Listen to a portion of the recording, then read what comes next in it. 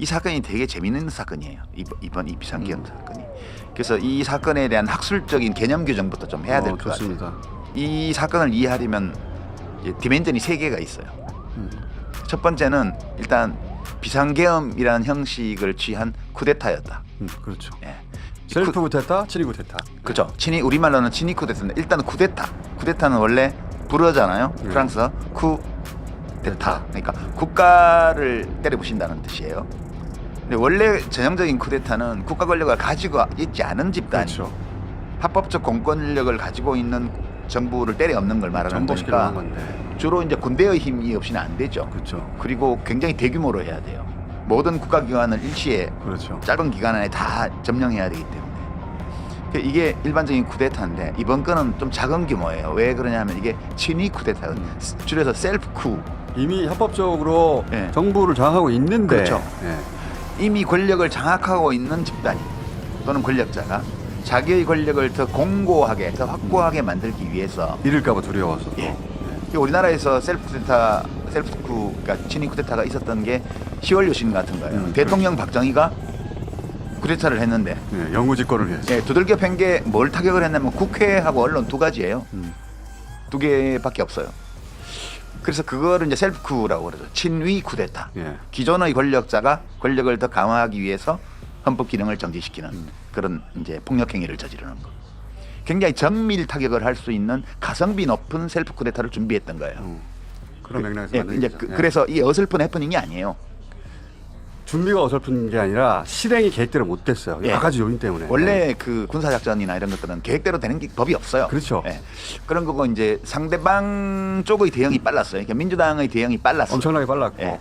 그 1시간 안에 거의 절반 가까이 의원들이 모였다는 건 예. 굉장히 빠른 대처였고, 그다음에 시민들이 그 시간에 그 총 들고 온 군인들이 온 걸 보면서 그 시간에 그렇게 많이 모였나 거기를 와서 그렇게 몸으로 차량을 막고 그 국회의원들을 들어가지고 담장 위로 내보내고, 이거 정말 저는 정말 좀 울컥했어요. 저는 그거 보면서. 전 세계 우리나라만 가능한 장면이라고 봅니다. 진짜로. 그리고 이제 민주당 보좌진들, 국회 직원들이 안에서 바리케이트를 쏴서 막은 이런 행동들이요. 그런 것들은 대단한 거였죠. 이제 그런 것들이 겹치면서 이 가성비를 추구했던 프라이빗 셀프 쿠데타가 목적 달성을 못한 거죠.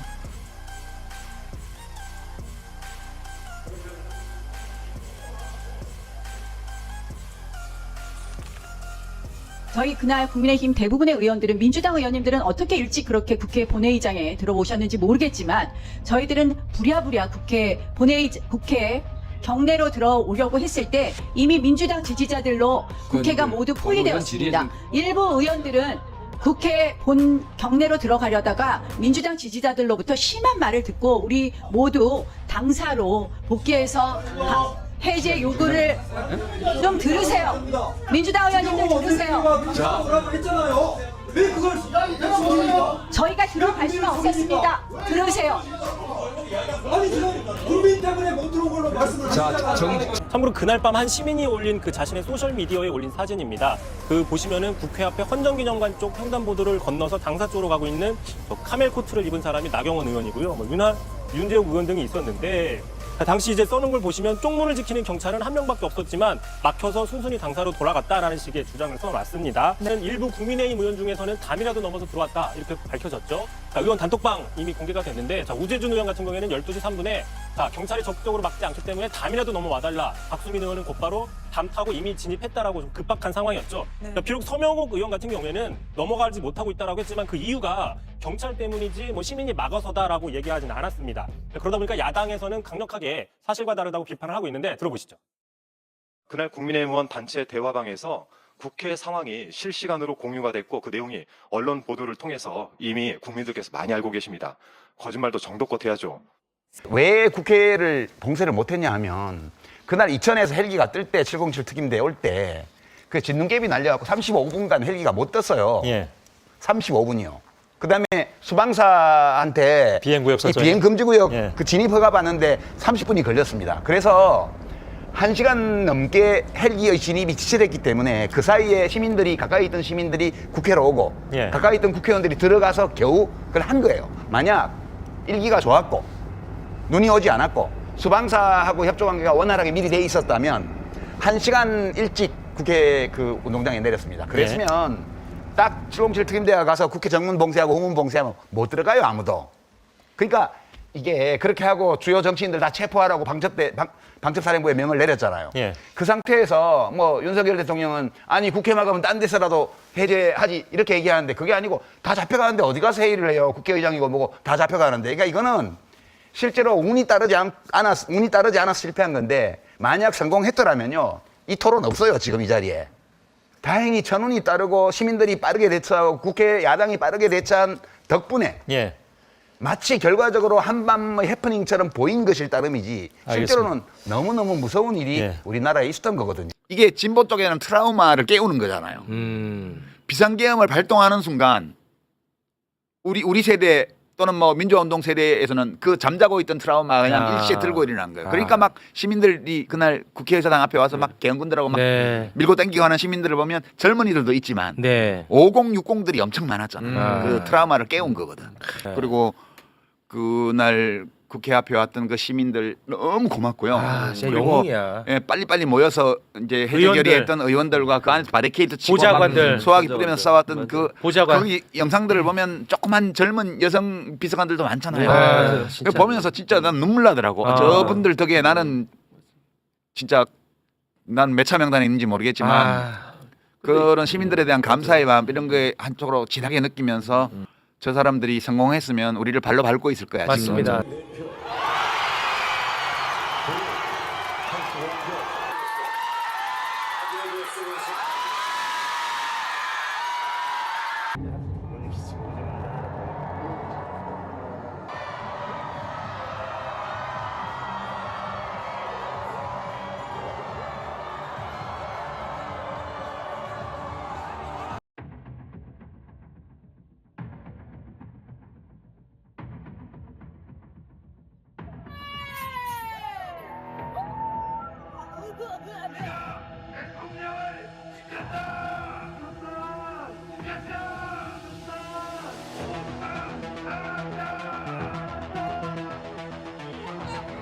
불법을 생각하는 겁니다.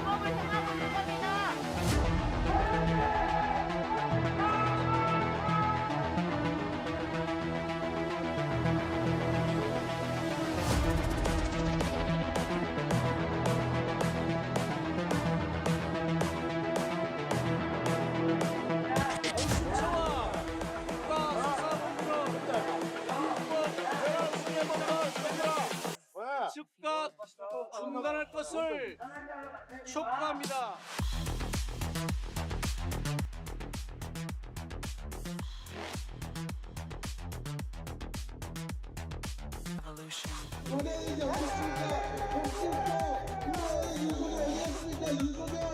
This is the future.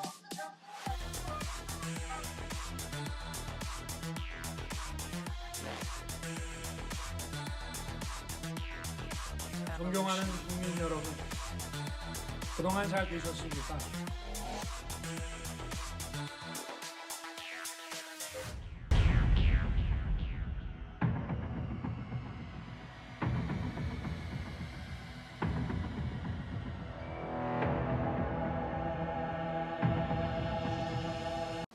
윤석열 대통령이 지난 8일에 석방이 됐습니다. 법원이 판결하지 않았습니다. 법원은 판결하지 않아요. 판사가 판결하죠. 판사가 하는 거죠. 예. 사법부가 판단하지 않습니다. 사법부라는 것은 가상적인 존재이지 실제로 존재하는 것은 약 3천여 명의 자기 법정에서는 자기 마음대로 할 수 있는 판사들이에요. 그러니까 이 지기현 판사는 저 이분의 판단에 일리 있다고 생각합니다. 그 시간으로 계산하는 거예요. 근데 법이 형사소송법 66조를 비롯한 여러 조항에서 구속기간은 날로 계산하라고 법에 되어 있습니다.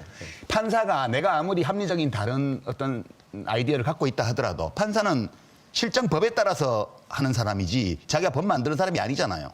그러니까 지기현 판사는 위법 판결을 한 거예요. 그 체포적부심 기간을 산입하지 아니한다고 돼 있는데 그거를 산입한 것도 법 위반이고요. 그다음에 구속 일수는 날로 계산한다고 형사법에 명시되어 있는데 시간으로 계산한 것도 위법 판결이에요. 근데 이제 여기서 대한민국 참 재밌다.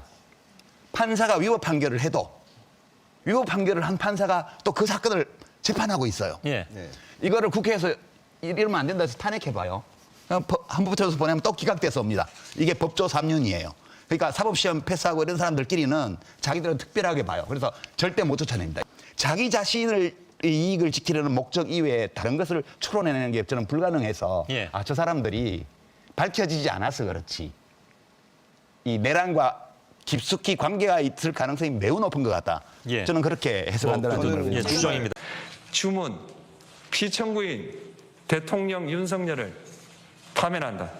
보수정당의 대통령만 탄핵을 당하냐고요. 예. 왜 보수정당의 대통령들만 감옥을 가냐고요.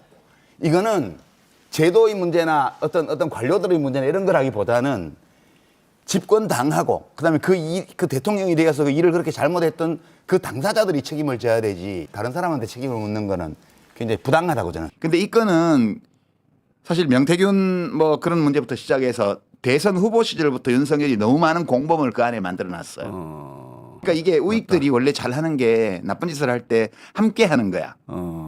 함께 해놓으면 그렇지. 예, 그건 나중에 문제가 되어도 배신을 못 해요.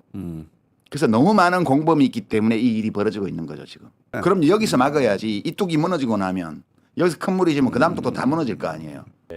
독재자가 될 징후가 있는 사람을 시민들이 다 알아볼 수가 없기 때문에 그 문지기 노릇을 해야 될 주체를 정당으로 봤어요.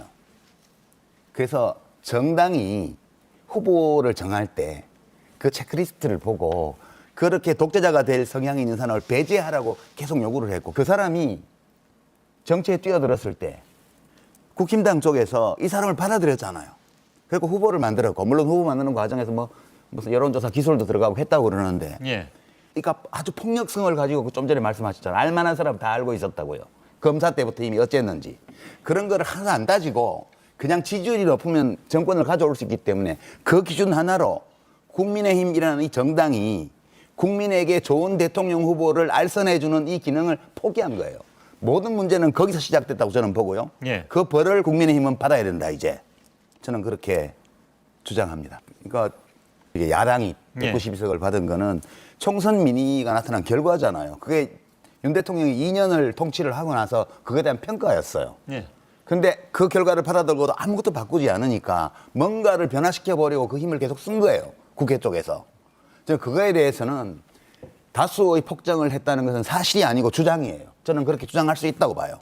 그러나 그것은 객관적으로 입증할 수 있는 하나의 사실이라기보다는 민주당이 야당이 압도적 다수의 의석을 가지고 했던 일들에 대한 평가라고 저는 보는 거예요. 이제 그 점 말씀드리고 그렇게 평가할 수도 있다. 그러나 그것은 사실은 아니다. 그렇게 말씀드리고요. 그다음에 왜 윤 대통령, 윤석열 정권이 이렇게 됐냐 하면 저는 이것은 근원적인 거라고 봐요. 그러니까 대통령이라는 막강한 자리와 윤석열이라는 말도 안 되는 캐릭터의 잘못된 만남. 이 불행에서 모든 것이 시작되었고 이 사람의 캐릭터를 보면 아무리 현명하고 유능하고 생각이 바른 사람이 여당에 있고 정부에 있어도 이 사람 견제 못해요. 저는 그렇게 봅니다. 그래서 물론 말로 하면 여당도 같이 책임이 있어, 뭐 관료들도 책임이 있어 이렇게 말할 수 있겠지만 이 사람을 가만히 들여다보면 제가 무슨 국무총리고 제가 여당의 지도부에 있어도 못했을 것 같아요. 그래서 이거는 저는 이 못한 거에 대해서 누구의 책임을 막 묻기보다는 이런 굉장히 큰 사고가 났던 거다. 우리 정치에. 그리고 우리 정치가 이 사고를 2년 반 만에 그래도 3년이 못 되는 시간에 수습한 것이 굉장히 다행이다. 그리고 다시는 이러한 잘못된 만남이 이루어지지 않도록 정당들이 제 기능을 좀 잘하고 그리고 언론도 보도를 좀 똑바로 하고 그렇게 포악하는 걸 알면서 법조기자들 아무도 보도 안 했잖아요.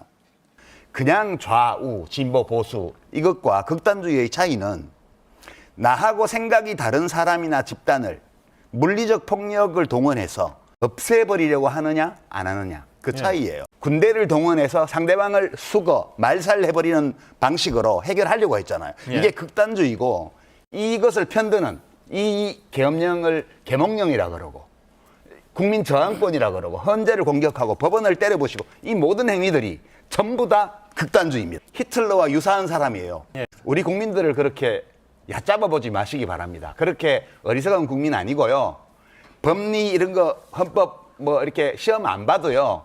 헌법조항 몇 개 찾아보고 눈앞에 벌어지는 일 보면 법원 판결 나기 전에 이것이 위헌인지 아닌지 탄핵 사유인지 아닌지 다 압니다. 그러니까 저는 이제 극우로 지금 여당이 치닫는 것은 위험한 일이라고 보지만 이것도 저는 극복할 수 있으리라고 봐요. 이 자기 머릿속에 세계를 어떻게 구성하냐 하면 나의 요만한 잘못에 대해서 온 세상이 손잡고 나를 박해하고 있다. 이 가상세계예요. 예. 그리고 나는 정당한데 북한이나 중국이나 이런 주권 침탈 세력과 손잡은 국내의 반체제 세력이 곳곳에 카르텔을 만들어서 드디어 경찰, 검찰, 선관위, 헌법재판소까지 다 잡아먹었다. 왜냐? 그냥 손보고 싶으니까 다 야당을. 그 야당과 이제 반정부 세력을 손보고 싶으니까 그렇게 한 건데 평생 검사를 했고 검찰총장까지 지낸 대통령이 얼마나 법에 무지한가. 그 포고령으로 정치인을 체포도 된다고 주장한 거예요. 예. 그러니까 방첩사의 법무실장인 대령하고 검찰총장 출신 대통령의 법에 대한 인식을 비교를 해보면 이쪽은 그냥 폭력배예요. 여기는 법률가예요. 그러니까 우리가 지금 평범한 시민들조차도 금방 인지할 수 있는 문제조차도 불법과 위법을 구분할 줄 모르는 최고 권력자가 국정을 이끌었다는 것이 너무너무 잘 드러난 예. 거기 때문에 이게 뭐 내란죄를 나한테 덮어씌웠다고 그러는데 그냥 내란이에요. 저는 그게 예. 상식이라고 봅니다. 되게 이게 이번 이제 내란은 저는 이해가 돼요. 검찰총장 시절에도 의심이 들면 그냥 압수수색하고 구속시켰다고요. 나중에 뭐 무죄 판결이 나건 그건 상관없고, 그리고 그런 태도로 이재명 야당 대표에 대해서도 의심이 드니까 자기는 의심이 드니까 잡아들이려는 거예요. 그러니까 내가 의심이 드는데 내 의심에 합리적인 근거가 있는지를 생각할 능력이 없는 사람이고, 내가 의심이 들면 내가 권력자이기 때문에 저 친구를 털면 돼. 이 생각으로 이재명 대표에 대해서 저렇게 계속 기소를 했고 압수수색을 하고 중앙선관위에 군인을 보내고 이게 다 같은 맥락이거든요. 그 개인 윤석열로서 하고 싶은 말만 했지 헌법이 규정하고 있는 기관으로서의 대통령의 지위에 있는 사람으로서 해야 될 말이 뭔지에 대한 관념 자체가 없다는 사실이 다시 확인된 거죠. 그 자기 이익 수호라는 관점에서 일관된 행위예요. 하나도 놀랍지 않아요. 살인 방화도 옹호할 거야. 내가 보기에는. 예, 저는 이제 그 말하자면 종교하고 그 현실 정치가 결합하면 되게 무서운 결과를 내는 게 많아요. 이제 문명사를 통틀어서 가장 과격하고 극단적인 행동을 하는 것은 정치와 종교가 결합했을 때의 일입니다. 정치하고 종교가 결합하면 그거는 이제 그 모든 것을 다 정당화해요. 그러니까 사람이 붐비는 시장통 한가운데 폭탄을 짚는다든가 아니면 결혼식이 벌어지고 있는 예식장에 온몸에 폭탄을 들고 뛰어든다든가 이런 일들이 원래는 불가능해요. 인간의 본성으로는. 근데 종교하고 결합되면 이게 다 되거든요. 우리나라의 특정 지역에서 그런 사람들을 계속 뽑아주고 이제 그 봐요. 어떤 지역이 나온 서울의 어떤 동네에서는 그분들은 생각 한번 해보셔야 돼. 자기가 뽑은 대통령 전두환은 사실 안 뽑았고 노태우부터 시작을 해요. 네. 감옥 갔죠. 그다음에 박근혜 감옥 갔죠. 또 중간에 끝나고 감옥 갔죠. 그러네. 이명박 임기 마쳤지만 감옥 갔죠. 그러네. 윤석열 또 감옥 가. 그러네. 이렇게 내가 뽑은 사람은 왜 다 감옥을 가는 거야? 민주당 저 나쁜 놈들 이렇게 말하기 전에 그렇게 할 것 같아. 나는 왜 이 사람들을 뽑았을까? 이거에 대해서 한번 생각해 보셔야 돼요. 그런 분들이 일정 비율로 있다는 거. 네. 술하고 음식 얘기 나올 때 눈이 반짝반짝 하잖아요. 저녁 먹으면서 내일 저녁은 누구랑 뭘 네. 술 때문이야. 술 때문이야. 모든 게 술 때문이야. 이것만 몇십 년을 어마무시하게 했다고 생각을 해봐요. 좀 뭔가 네, 이거는 고장이 좀 났다. 이번 그 계엄령 발동은 신경생리학적 사건으로 봐요. 저는 자기 세계가 거기 있는 거야. 조국 사냥을 성공적으로 해서 대통령이 된 거잖아요.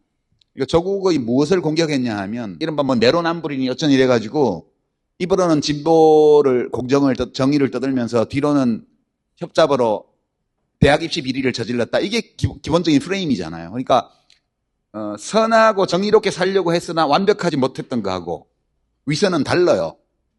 자기들은 선한 척도 안 해. 그러니까 위선조차 부릴 생각이 없는 자들이 불완전한 진보의 약점을 들추어내서 그것을 위선으로 공격하면서 대중을 선동해서 권력을 잡았거든요. 윤석열 씨가 대통령이 되려고 할 때 또는 되어서 대통령직에 있는 동안에 이 권력을 가지고 있다는 것이 얼마나 위험한 일인지에 대한 인식이 전혀 없었다고 봐요. 권력을 손에 쥐었다가 남을 해칠 뿐만 아니라 자기를 해친 사례들이 무수히 많거든요. 이게 권력이라는 것은 양날의 검 같아서 잘못 휘두르면 타인을 해치는 경우 많이 있지만 자기를 해치기도 해요. 그래서 이 권력은 가지고 있을 때 두려움을 느껴야지 실수를 안 합니다. 근데 이 윤석열 씨는 대통령으로 있을 때 그 자기는 하나도 안 다친다고 생각하라고 그 칼을 휘둘렀던 사람이에요. 그러니까 지금 이제 직을 잃었잖아요. 그러면 윤석열과 같은 스타일의 사람들이 칼을 들고 덤빌 거예요.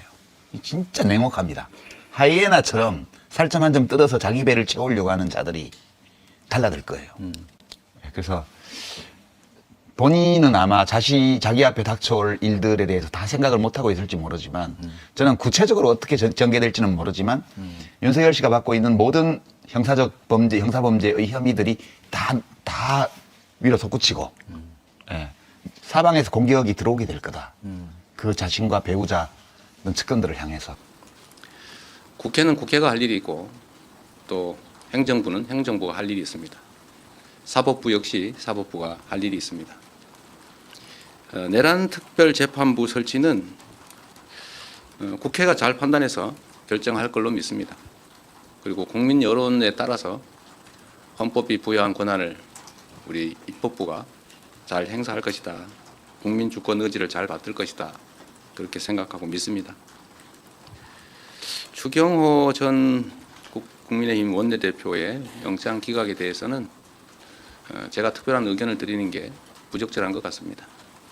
역시 우리 국민들께서 상식과 또 원칙에 따라서 판단하실 것이고 또 그 결과도 결국은 상식과 법률에 맞춰서 날 것이다 이렇게 믿습니다.